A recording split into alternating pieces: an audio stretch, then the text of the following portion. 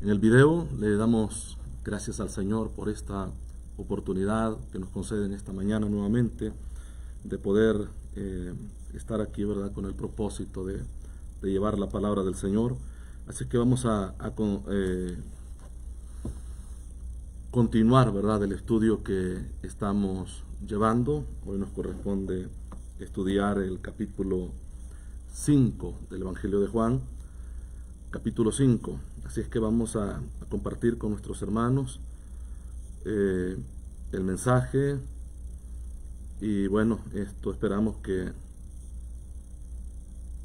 Dios, ¿verdad?, pueda, hermanos, con esta palabra bendecir la vida de cada uno de ustedes. Así es que le damos gracias al Señor. Estamos aquí con ese propósito de llevar bendición a todos, hermanos, con esta palabra. La palabra es bendita y la palabra lleva bendición a nuestras vidas, a nuestros corazones. Así es que en este momento vamos a hacerlo para la gloria y la honra de nuestro Dios.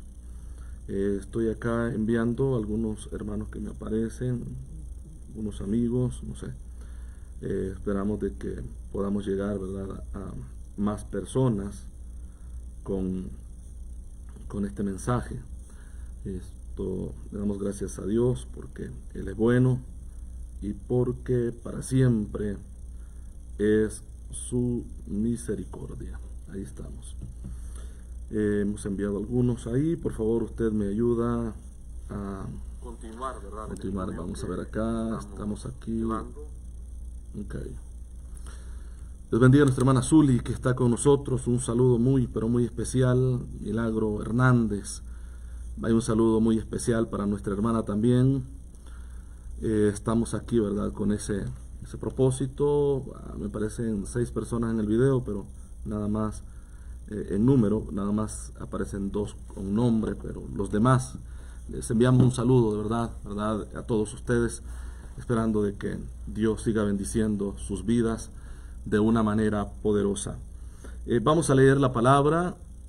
Lo vamos a hacer en el Evangelio de Juan. Hoy nos corresponde leer el capítulo 5, estudiar el capítulo 5, y vamos a hacerlo. Gloria a Jesús.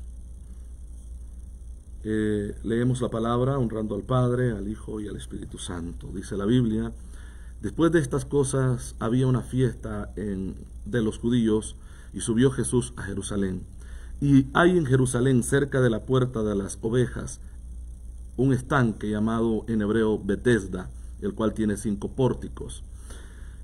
También dice la Biblia: en estos yacía una multitud de enfermos, ciegos, cojos y paralíticos, que esperaban el movimiento del agua, porque un ángel descendía de tiempo en tiempo al estanque y agitaba el agua, y el que primero descendía al estanque, después del movimiento del agua, quedaba sano de cualquier enfermedad que tuviese. Había allí un hombre que yacía 38 años, que estaba enfermo. El verso 6 dice: cuando Jesús lo vio acostado y supo que llevaba ya mucho tiempo así, le dijo: ¿quieres ser sano? Señor, le respondió el enfermo, no tengo quien me meta en el estanque cuando se agita el agua, y entre tanto que yo voy, otro desciende antes que yo. Jesús le dijo: levántate, toma tu lecho y anda. Y al instante aquel hombre fue sanado, y tomó su lecho y anduvo, y era día de reposo aquel día. Entonces los judíos dijeron a aquel que había sido sanado: es día de reposo, no te es lícito llevar tu lecho.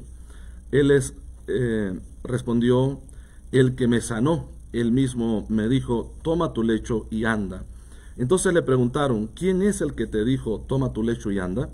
Y el que había sido sanado no sabía quién fuese, porque Jesús se había apartado de la gente que estaba en aquel lugar. Después le halló Jesús en el templo y le dijo: mira, has sido sanado, no peques más para que no te venga alguna cosa peor. El hombre se fue y dio aviso a los judíos que Jesús era el que le había sanado.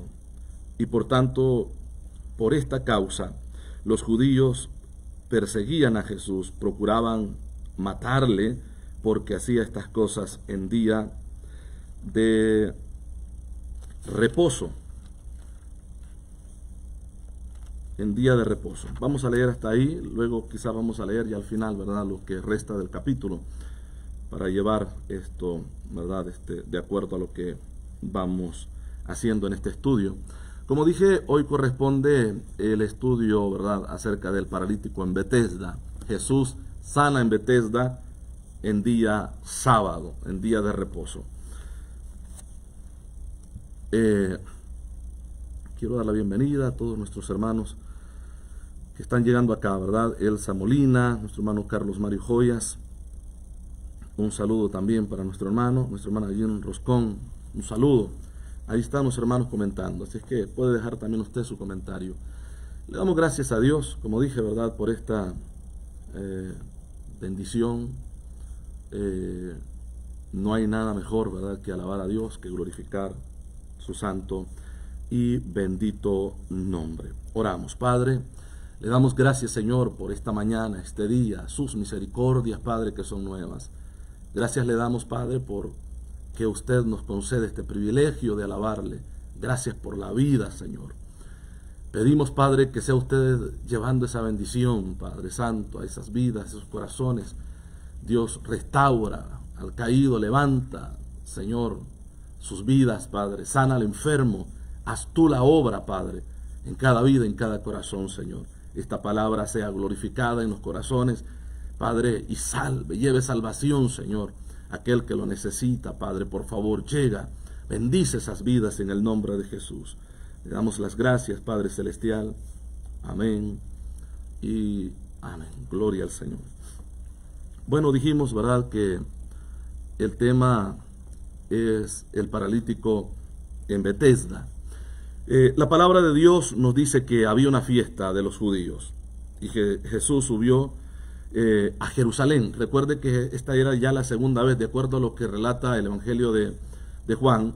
Esta era la segunda vez que Jesús subía a Jerusalén. La primera fue para purificar el templo, para limpiar el templo de los que estafaban, vendían, los mercaderes que estaban, ¿verdad?, a la entrada del templo, ¿verdad?, donde la gente llegaba, cambiaba sus monedas y compraba animales, que esto lo expliqué al otro día, que hay una serie de, ¿cómo decirle?, mal explicación, ¿verdad?, de estos textos, y muchas personas se han atrevido a proferir palabras que no las dijo Dios, que no fue el propósito referente a este asunto, ¿verdad? Pero bueno, ya explicamos esto. Esta es la segunda vez, de acuerdo al Evangelio de Juan, que Jesús sube.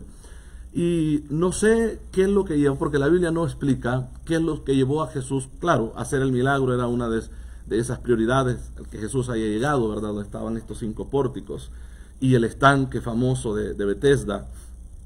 Había, ¿verdad?, esa creencia entre el pueblo judío de que un ángel descendía de tiempo en tiempo, de año en año, y movía el agua. Y de acuerdo al relato, ¿verdad?, que dice Juan, la historia cuenta de que todo aquel que descendía primero a las aguas era sanado. Entonces Jesús, caminando por ese lugar donde habían enfermos, ¿verdad?, su mayoría de la gente que estaba ahí eran puros enfermos, esperando que el agua, o vieran que el agua se movía para correr, descender los que podían correr, descender, hermanos, al estanque, sumergirse y salir sanos. Esta era la creencia. Pero había un hombre que había ya vivido 38 años con este problema. Era un hombre paralítico. Y veamos lo que dice la palabra del Señor. Dice que allí, ¿verdad?, en ese lugar, la palabra Betesda, para algunos diccionarios significa casa de misericordia, casa de bendición, casa del olivo. Esto es lo que, ¿verdad?, se le da como significado a este nombre, Betesda. Pero dice el verso 3, en estos yacía una multitud, porque habla de los 5 pórticos. En esos 5 pórticos que rodeaban o estaban, ¿verdad?, en el estanque, allí se sentaba la gente, allí esperaba la gente ver todo el día, imagínese usted, todo el día viendo hacia el estanque, porque cualquiera pudiera descuidarse, el agua se movía y alguien que estaba pendiente entraba. Entonces todos viendo el estanque, todos viendo el agua no se movía. Dice la Biblia que allí había multitud de enfermos, multitud de enfermos. Note estas palabras. ¿Cómo eran o qué enfermedades tenían? Ciegos, cojos y paralíticos. Ciegos, cojos y paralíticos, que esperaban el movimiento del agua. Porque un ángel descendía de tiempo en tiempo al estanque y agitaba el agua. Y el primero que descendía al estanque, después del movimiento del agua, quedaba sano de cualquier enfermedad que tuviese. Había allí un hombre que hacía 38 años que estaba enfermo. Esto dice la palabra. Cuando Jesús lo vio acostado y supo que llevaba ya mucho tiempo así, le dijo: ¿quieres ser sano? Señor, le respondió el enfermo, no tengo quien me meta en el estanque cuando se agita el agua, y entre tanto que yo voy, otro desciende antes que yo. Entre tanto que se agita el agua. ¿Cuántos años? ¿Cuántas veces este hombre pudo haber visto que el agua se movía? Aunque algunos niegan, ¿verdad?, que esto haya sido real, que nada más era un cuento, una historia, porque no aparece ningún relato en las Escrituras, ni antes de Jesús, ni después de Jesús, que confirme, ¿verdad?, que esto pasaba en realidad en el estanque. Pero si este era el dicho, pues habían gente que se sanaba, ¿verdad? Así es que no podemos descartar la idea de que esto haya sido posible. Juan habla de que de tiempo en tiempo, ¿verdad?, un ángel descendía y el que primero entraba en el agua, quedaba enfermo. Entonces, dice el verso 8, Jesús le dijo: levántate, toma tu lecho y anda. Vean lo que dice el verso 9. Y al instante aquel hombre fue sanado y tomó su lecho y anduvo, y era día de reposo aquel día. Entonces también aclara Juan que aquel día que este hombre recibe sanidad era un día de reposo. Un día de reposo que para los religiosos, ¿verdad?, no podía nadie hacer nada en ese día. El hombre fue sanado, pero vea que Jesús le dice: toma tu lecho y anda. De acuerdo a la ley, las reglas eran de que nadie podía hacer ningún esfuerzo, ningún sacrificio, ningún trabajo ese día. El tomar el lecho, la cama o el lugar donde el hombre estaba tirado, esto ya era una acción de trabajo, cosa que según la ley estaba prohibida. Pero Jesús le dijo: tómalo, toma tu lecho y anda. Entonces aquí claramente Jesús nos está enseñando. Bueno, hay muchas cosas, hermanos, que Dios estableció en el antiguo tiempo, liturgias, algunas ocasiones, sacrificios, que era una simbología, un símbolo, una representación de lo que Él haría, como lo fue el día sábado. Sé que hay muchos grupos o hay grupos, ¿verdad?, que siguen el día sábado estrictamente, que ese día, como los judíos no trabajan, ese día lo guardan, ese día es sagrado para ellos, pero entendamos el significado de ese día. El apóstol Pablo dice en sus cartas que todo esto era una sombra de lo que vendría: día de fiesta, luna nueva, día de reposo. Dice, todo esto era una sombra de lo que vendría. Entonces Cristo aquello representaba a Cristo, era un tipo del antitipo. Cristo es el antitipo de ese tipo del día de reposo, el día de descanso, ¿verdad?, para todos los seres humanos, para el pueblo judío. Entonces Cristo es el día de reposo. El apóstol Pedro también en su discurso, ¿verdad?, en día de Pentecostés dijo esto, cuando la gente compungida por el Espíritu Santo venía a él y le preguntaban: varones, ¿qué debemos de hacer para ser salvos? Entonces él les dice que se arrepientan, que se bauticen, y luego también les dice para que vengan del Señor días o tiempos de refrigerio, tiempos de descanso. Entonces la gente, la persona que recibe a Cristo, entra en ese reposo eterno de Dios. ¿De qué descansa? Bueno, del trabajo, del pecado, de la carga de pecado.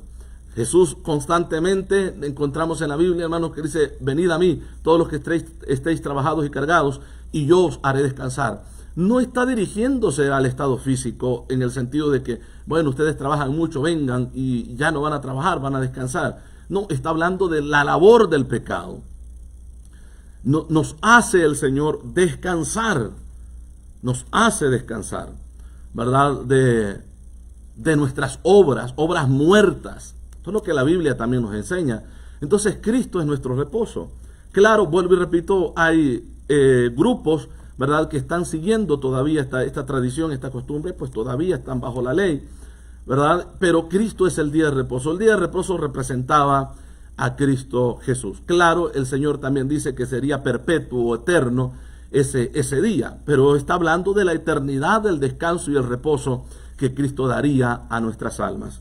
Entonces, dice la palabra del Señor. Entonces, el verso 19, los judíos dijeron a aquel que había sido sanado: es día de reposo, no te es lícito llevar tu lecho. Entonces el hombre dice: el que me sanó, él mismo me dijo, toma tu lecho y anda.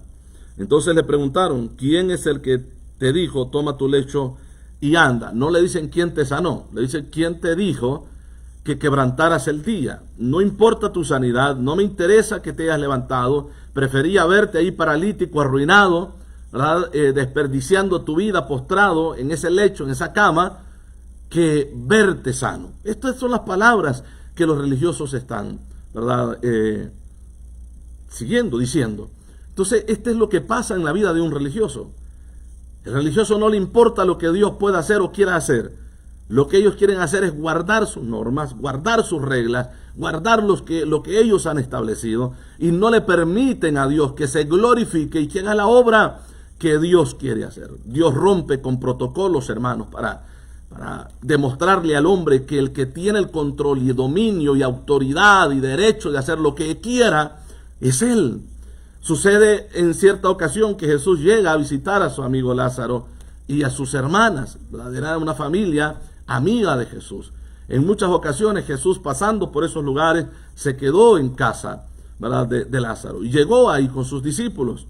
Entonces sucede de que, bueno, la costumbre judía era de que la mujer no tenía que estar en las reuniones de los varones. La mujer se encargaba de hacer preparativos, si había cena, si había que hacer comida, ¿verdad?, y atender a los que habían llegado, pero no podían estar en esa plática. Esto incluso pasaba en las sinagogas. Había un velo donde las mujeres, detrás de esa cortina, ellas estaban ahí escuchando, pero ellos no podían estar en esa reunión juntamente con los hombres. Entonces era fuerte la vida de la mujer en ese tiempo.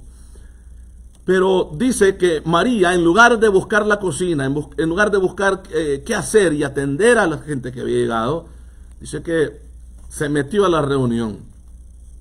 Y no solamente esto, sino que se tiró a los pies de Cristo. Quizás se puso delante de algún hombre y esto le estorbaba estar viendo y escuchando mejor a Jesús. Ella se tiró a los pies de Cristo. Entonces Marta, que había quedado sola, había mucha gente que atender, le dice: Señor, ¿no tienes cuidado que mi hermana no me ayuda? Está ahí donde no debe de estar, debería de estar ayudándome acá. Y le dice: Marta, Marta, afanada y turbada estás con muchos quehaceres, ¿verdad? Pero dice: María ha buscado el mejor lugar, ha buscado su mejor parte, la cual no se le será quitada. Entonces Jesús está rompiendo protocolos, está rompiendo, hermanos, normas, reglas que había entre la población judía, y no le importó, porque para él lo principal es que la gente sea restaurada, para él lo principal es que la gente sea salva, a pesar de las normas que el hombre o nosotros pongamos en esta tierra. Dios va más allá, porque Él es soberano y Él hace lo que Él quiere. Él hace lo que Él quiere, ¿verdad? Dijéramos quizás en un idioma o manera, ¿verdad?, coloquial, a Jesús hace lo que a Él le da la gana, lo que Él quiere hacer. Esto es lo que Él hace. Y lo volvió a demostrar ahí. Era día de reposo. Recuerde que en cierta ocasión sanó también a una mujer que estaba encorvada, tenía una atadura del diablo. Y Jesús vio a la mujer y la llamó. Y en ese día la sanó, la desató. e inmediatamente, ¿verdad?, el líder de aquella sinagoga se molestó y dijo, es que esto no se puede hacer en día de reposo. Dice, hay 6 días para que ustedes vengan y sean sanos. ¿Quién los iba a sanar? Nadie. Ellos no podían sanar a nadie. Nunca se habían realizado milagros, hermanos, por manos de ellos. La gente muchas veces decía, nunca hemos visto esto. Nunca. Y este hombre decía, vengan, tienen 6 días para venir y ser sanados. ¿Cuándo? ¿Qué días? ¿Qué días? Este es día de reposo y este día nadie tiene que ser sano. ¿Qué gente que estaban impidiendo que la obra de Dios se moviera, se manifestara en la vida, en los corazones, ¿verdad? De aquellos que Dios quería, que Jesús quería sanar. Gloria al Señor. Estaba acá, había entrado, hermanos, a ver acá los comentarios. Entonces, estas situaciones pasan muy común, ¿verdad?, en las iglesias, con las reglas que ponen sus líderes, sus dirigentes, reglas que impiden que Dios se mueva, que impiden que Dios se glorifique, que impiden que Dios haga obras, sanidades y milagros. Por las reglas, las normas que hay. No es que esto no se debe hacer, esto tampoco se debe hacer, esto tampoco se debe hacer y esto tampoco. Y muchas veces son meras normas humanas, de hombre, y no van de acuerdo a las Escrituras, o costumbres que van fuera de contexto,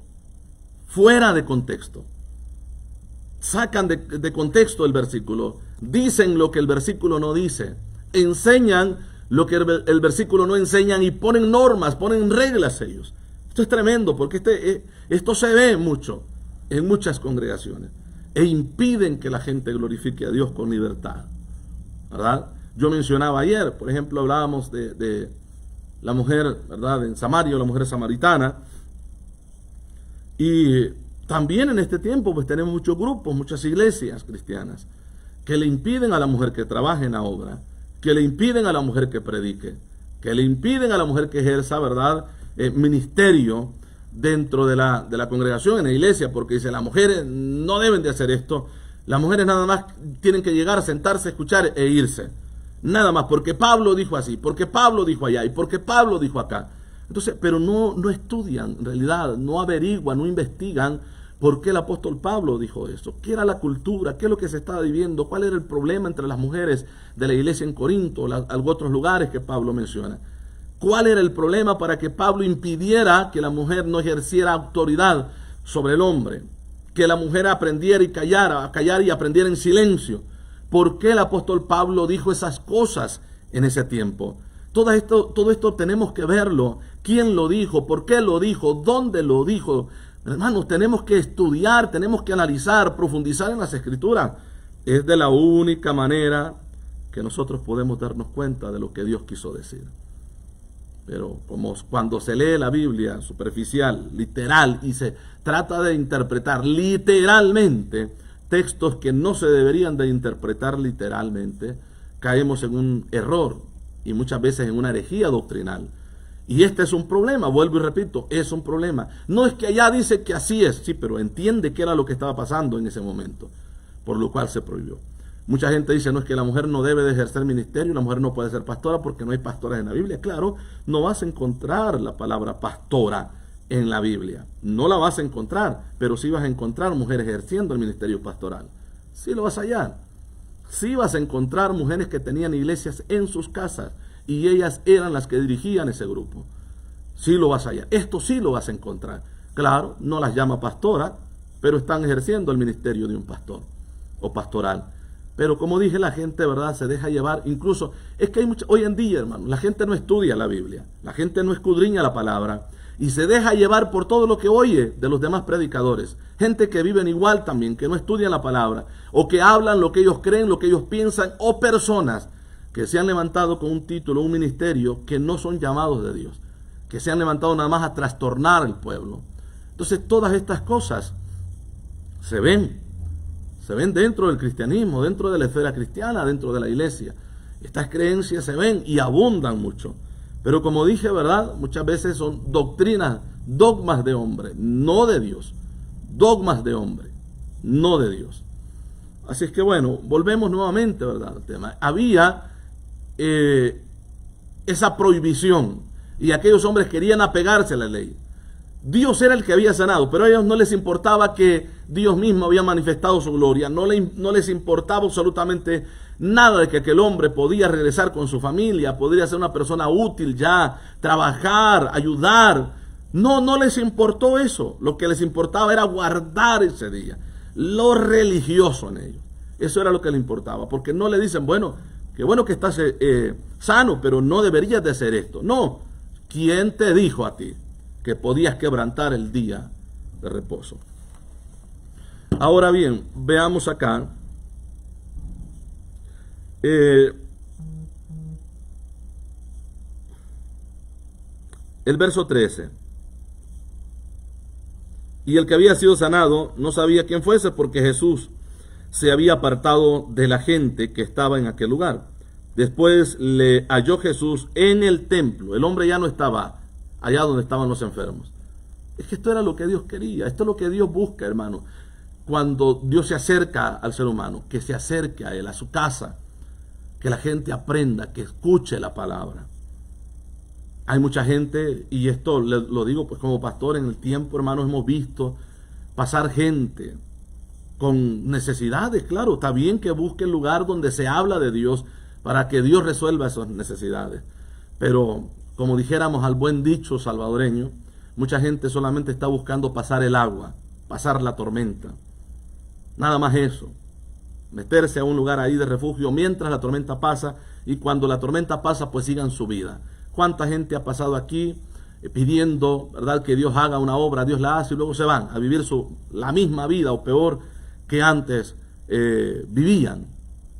Igual o peores que antes vivían. Nada más entraron a pasar el agua, nada más para recibir el milagro. Y luego se van, se olvidan de Dios. Se olvidan de la obra que Dios hizo en su vida. Se apartan de Él. Y Dios no quiere eso. Dios hace obra en la vida de la persona para que la persona le adore, le glorifique, le busque, esté en su casa, bendiga su nombre. Dios se glorifica, hermanos, en la vida de las personas. Dios hace obra en la vida de las personas para Él ser glorificado. Porque Él es el único que merece toda la honra y toda la gloria. Entonces, vemos esto en la vida. Sí, claro, lo vemos. Lo vemos muy seguido en la vida de las personas. Aquel hombre comenzaron a investigarle. ¿Quién es el que te dijo toma tu lecho y anda? Queremos saber quién es el que ha quebrantado la ley. No les importaba la sanidad del hombre, pero el hombre no sabía. Pero dice, después le halló Jesús en el templo. Entonces Jesús llega al templo y ahí estaba el hombre que había sido imposibilitado. Y dice que Jesús le dijo, mira, has sido sanado. No peques más, para que no te venga alguna cosa peor. No peques más. Cambia tu vida, cambia tu estilo de vida. No vuelvas a vivir esa vida. No sabemos si la causa de la enfermedad era por causa del pecado del hombre. La Biblia no lo explica, pero Dios le dice, no peques más. Esto es lo que le dice Jesús. No peques más, para que no te venga otra cosa peor. Puedes quedar peor de lo que estabas si sigues tu vida desenfrenada. El hombre se fue y dio aviso a los judíos que Jesús era el que le había sanado.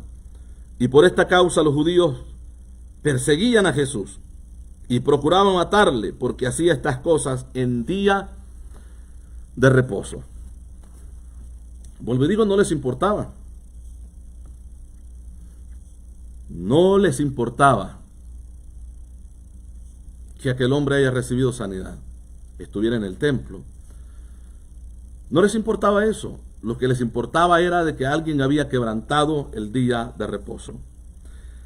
El verso 17 dice, y Jesús les respondió, mi Padre hasta ahora trabaja y yo trabajo. Estas palabras no le gustó para nada. Por esto los judíos aún más procuraban matarle, porque no solo quebrantaba el día de reposo, sino que también decía que Dios era su propio Padre, haciéndose igual a Dios. Haciéndose igual a Dios. Ayer, antier, creo que estábamos hablando, estaba predicando un tema acerca de la neumatología, el estudio acerca del Espíritu Santo, y ustedes vieron ahí comentarios, ¿verdad?, de una persona que comenzó a decir que el Espíritu Santo es Jesús, que el Padre es Jesús, y ahí van, ¿verdad?, los unicitarios, los que creen solamente en Jesús, que Jesús es el mismo que se manifestó en el Antiguo Testamento como Padre, luego se cambió la ropa y se puso la ropa del Hijo, luego se puso la otra ropa del Espíritu Santo en día del Pentecostés. Entonces, estas son doctrinas sabelianas, ¿verdad?, para ser claros. Sabelio, o por lo menos es uno de los más fuertes que impulsó esta herejía en el siglo III, que la iglesia, hermanos, tuvo que detener, parar todas estas herejías que se estaban predicando, de que el Padre en realidad no es una persona diferente al Hijo, ni el Hijo una persona diferente al Espíritu Santo. Entonces se mofan diciendo de que nosotros creemos en tres dioses, y esto es una rotunda locura, porque nosotros no creemos en tres dioses, solamente hay un solo Dios. Y esto es lo que esta gente no entiende, porque la verdad, ignorancia y ceguera que el enemigo ha puesto, porque hay mucha gente que estuvo en la verdad de Dios, ¿verdad?, y se desvió totalmente siguiendo estas doctrinas heréticas impuestas por un hombre. Pero aquí tenemos este mismo problema. Dice, se hace igual a Dios, porque Jesús es Dios y es igual que el Padre. Y las preguntas que hice, ¿verdad?, ahí pues ninguna me respondió, me salió con otras preguntas, a lo que ellos se abrigan y ¿verdad?, sacando de contexto la situación. Porque si yo les mostrara todos los textos que mandó, fotografías, pienso yo, de libros, totalmente fuera de contexto y adulterada la palabra, haciendo realce más a la doctrina de ellos y no a la doctrina escritural. Este es un problema bastante fuerte, que al final, honestamente, con estas personas pues, están en su ceguera espiritual y solamente Dios puede sacarlos de ahí, ¿verdad? Es muy difícil que un apóstata se vuelva a la verdad, eso sí se lo digo. Es más fácil que una persona que nunca haya creído en Cristo, en el Evangelio, en la salvación, en Dios, venga a Cristo, a que un apóstata regrese a la verdad. No encontramos en la Escritura ni siquiera uno que se haya vuelto de su herejía. Pero estamos orando, ¿verdad?, para que Dios haga su obra. Dios hace lo que Él quiere. Entonces aquí dice, hermanos, que también decía que Dios era su Padre, su propio Padre. Dice, haciéndose igual a Dios. ¿Jesús estaba mintiendo? No, porque Él es igual que Dios. Pero uno de los textos de las preguntas que yo le hice, pues demuéstrame o explícame lo que dice el mismo Evangelio de Juan, capítulo 1, verso 1. En el principio era el Verbo, y el Verbo era con Dios. Mire, después dice, y el Verbo era Dios, pero luego está con Dios, ¿verdad? Y esa palabra con Dios es la proposición cabe, y esa proposición cabe es frente de, no es que está solo, hay alguien más. Otra de las preguntas que yo le hice fue lo que dice el Génesis capítulo 1, verso 1, en el principio creó Dios. Que me explique esa palabra, la palabra Elohim, que es traducida como Dios.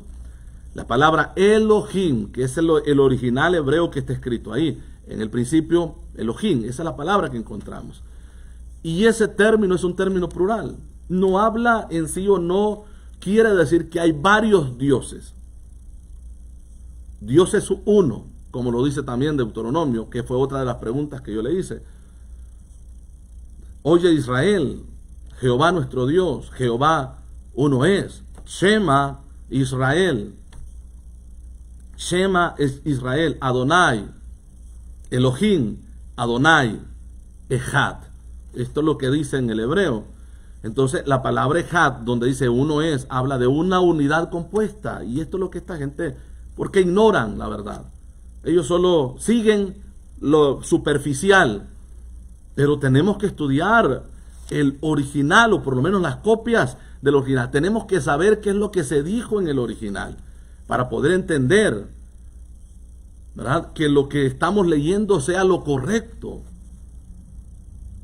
Entonces, la palabra Elohim habla de un término, es un término plural, La palabra uno es, que es la palabra hebrea, ejad, habla de una unidad compuesta, como yo siempre lo he dicho, como una familia. No usa esa palabra, pero está hablando de una unidad. No es que sea solamente un individuo, sino que la familia está compuesta de varias personas, pero es una sola familia. ¿Verdad? Entonces, esto es lo que no entienden, como dije, ¿verdad? Y sí, le dije una palabra, solamente se tiene que ser netamente burro para no entender lo que la Escritura enseña. Entonces, y esto es lo mismo que hacía esta gente. Y esto es lo que pasa en muchos mesiánicos, que sí, ¿no? Creen en Jesús, pero no como, ¿verdad? Como Dios. Sí, el Mesías prometido, el que habría de venir, sí, pero no Dios. Lo mismo que pasa en este versículo. Es lo mismo que está pasando.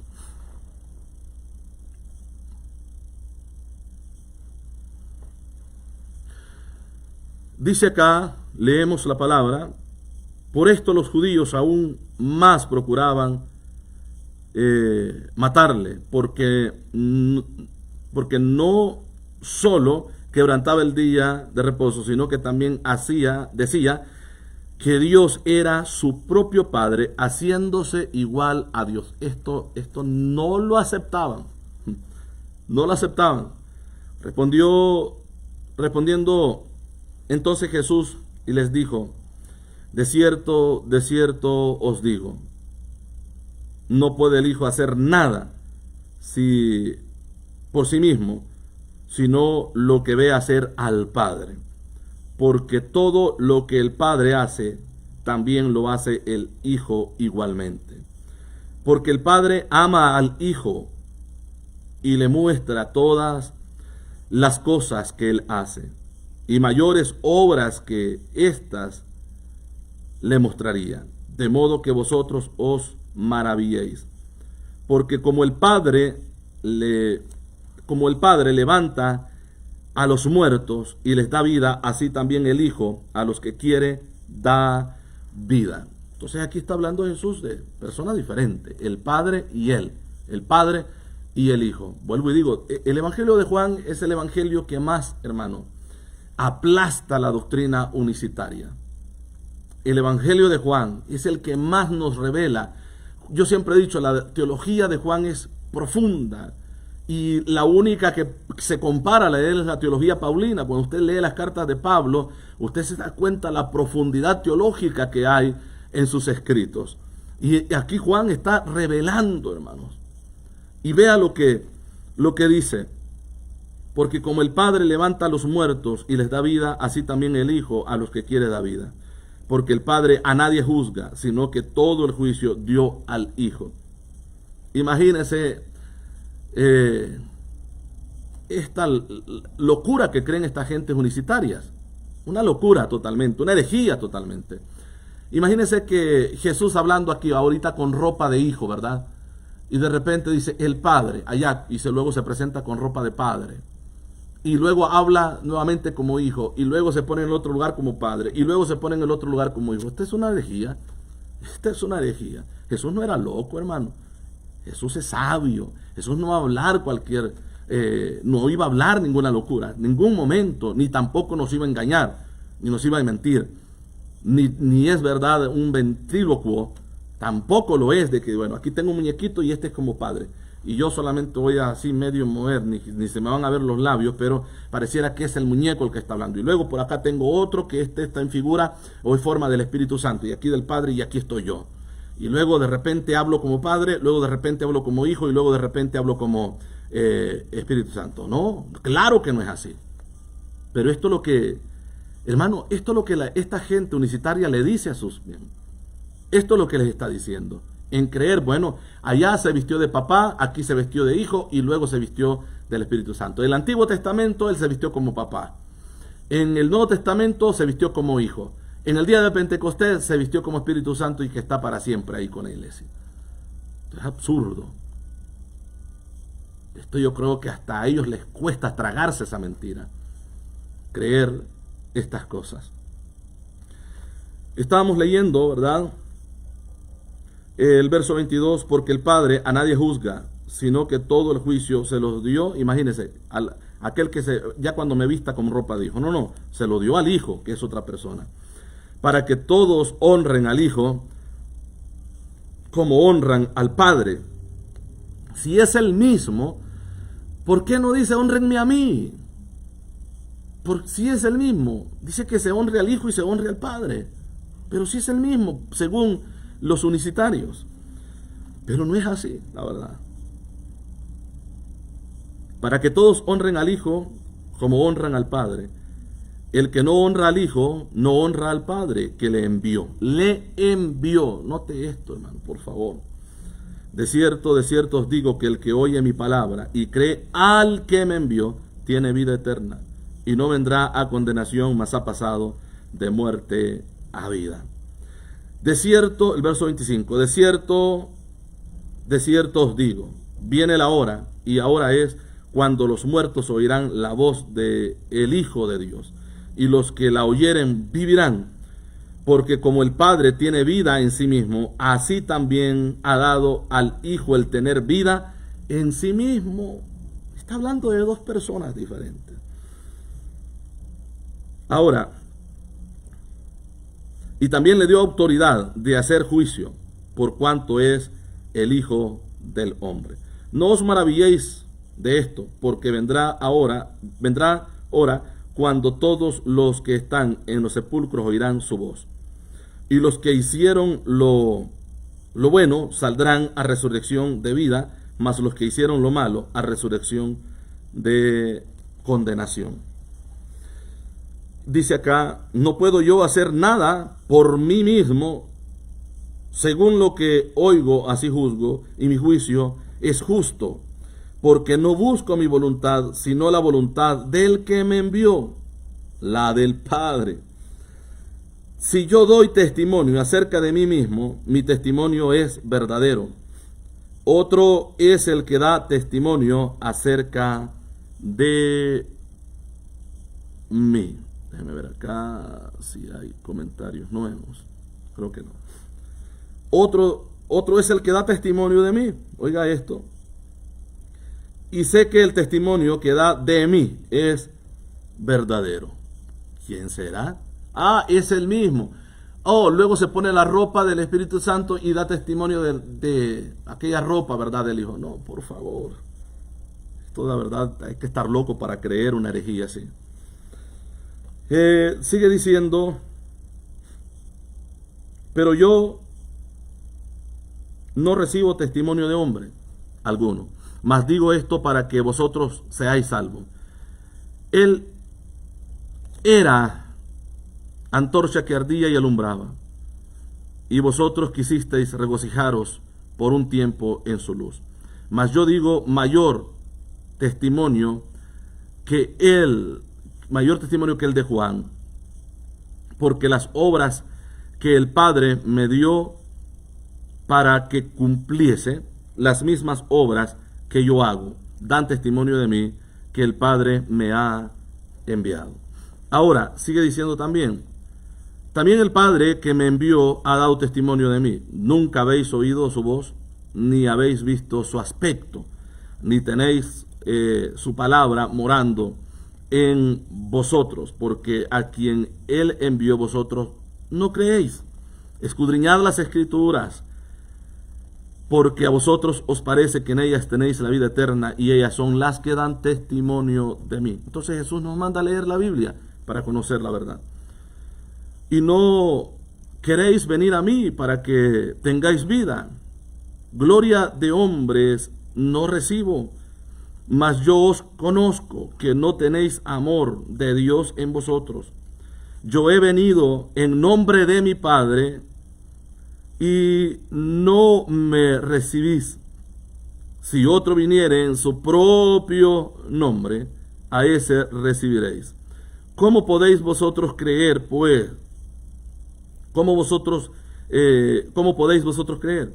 Pues recibís gloria los unos de los otros y no buscáis la gloria que viene del Dios único. No penséis que yo voy a acusaros delante del Padre. Hay quien os acusa, Moisés, en quien tenéis vuestra esperanza. Porque si creyeseis a Moisés, me creeríais a mí, porque de mí escribió él. Pero si no creéis en sus escritos, ¿cómo creeréis en mis palabras? Así termina el capítulo 5, de esta manera. Y así nosotros terminamos, ¿verdad?, este estudio del capítulo 5. Así es que la palabra de Dios es clara. Jesús hace un milagro y comienzan a perseguirle, a quererle matar aún más. Y Jesús les aclara, les explica estas palabras, y ni aún así le creen. Así es que hemos ahora en esta mañana estudiado el capítulo 5, ¿verdad?, para gloria de Dios. Luego vamos a continuar estudiando el capítulo 6 para el próximo mensaje, el próximo estudio. Así que le damos gracias al Señor. Sé que hay muchas personas que están ocupadas en este momento y no han podido estar acá con nosotros, pero sé que en la repetición la van a estar viendo el video, ¿verdad? Van a estar estudiando juntamente conmigo. Sí, hay hermanos que me están enviando mensajes, dice, estamos en clases aún. Más al ratito veo la repetición. Así nos están escribiendo los hermanos, así es que, bueno, le damos gracias al Señor, ¿verdad?, por los hermanos que siempre están ahí escuchando esta palabra. Así es que, hermanos, Dios me les bendiga a todos. Vamos a orar en este momento antes de despedirnos. Padre, le damos gracias, Señor, por su amor y su misericordia. Gracias, Padre, por esta oportunidad que nos concede, esta mañana tan hermosa que nos has dado, este día, Padre, para disfrutarnos y gozarnos en tu presencia. Pido, Dios, desde ya por el culto que vamos a tener por la noche, sea usted bendiciendo, respaldando nuestras vidas, ayudando a los hermanos, bendiciéndoles a todos, Padre, en el nombre de Jesús. Ayúdales, guárdales, Señor. Bendice, Dios amado, la vida, Padre Santo, de cada uno de nuestros hermanos. Pedimos esa bendición, ese respaldo suyo, Padre, en el nombre de Jesús. Pedimos por todos los hermanos en todo el mundo que nos están viendo o nos verán en esta repetición. Guarda sus vidas, ayúdales, Señor. Provéele, suple toda necesidad, Padre, en el nombre de Jesús. Se lo suplico, Padre. Sana al que está enfermo. Pedimos por ellos, restaura sus vidas. Seguimos orando por nuestro hermano Mauricio, por su esposa. Sea usted haciendo obras, Señor. Mi hermana Edith, Señor, necesita de ti también. Necesita ese milagro, necesita esa obra en su vida. Glorifíquese, Padre, en su corazón, en su vida, en su cuerpo. Haz obras. Pedimos por nuestros hermanos, Señor, en Colima, la iglesia El Redil, al pastor, bendícele, protégele, Padre, su familia. Guárdale, Señor, guarda la iglesia, Padre. Lo pedimos en el nombre de Jesús. Mis hermanos en El Salvador, todos los pastores, Señor, en ese lugar, bendíceles, Padre, de una manera especial. Nuestros hermanos en Huayúa, Padre, en El Salvador, pido por todos ellos, Padre, la obra en ese lugar. Bendice, Dios, grandemente sus vidas. Ayúdales, Padre. Se lo suplico, Dios amado. Tú eres bueno, tú eres poderoso, tú eres santo. Tú eres digno de toda honra y de toda gloria. Gracias le damos, Señor, por su misericordia. Muchas gracias, Padre Santo, por su amor. Tú eres digno, Dios amado, de toda gloria y de toda honra. Gracias, Señor, por esta bendición que nos concede. Gracias por este privilegio que nos da, Señor amado. Se lo suplico, Padre Santo, en el nombre de Jesús. Gracias, Padre bendito. Tú eres bueno, tú eres santo, tú eres digno, tú eres poderoso. Oh Dios amado. Gracias, Padre, por esta bendición. Ayúdanos, mis hermanos en Guatemala. Bendice a todos los pastores en ese lugar también. Ayuda a nuestros hermanos, Padre. Señor, en cualquier parte del mundo, los misioneros que andan predicando su palabra, ayúdales, respáldales, que andan en esos lugares donde nadie los conoce, los rechazan, Padre. Señor, no han comido a lo mejor. Por favor, provéale alimento, agua para beber. Se lo pido, Padre. Ayuda a mis hermanos que llevan esa palabra, Señor, en esos lugares remotos. Bendícelos, Padre. Pido por esta ciudad. Pido por los habitantes de este lugar. Pido, Señor amado, que sea usted glorificándose. Trae, Padre, ese levantamiento de tu pueblo a este lugar. Levanta hombres, Padre, de valor, que prediquen su palabra de verdad, Señor.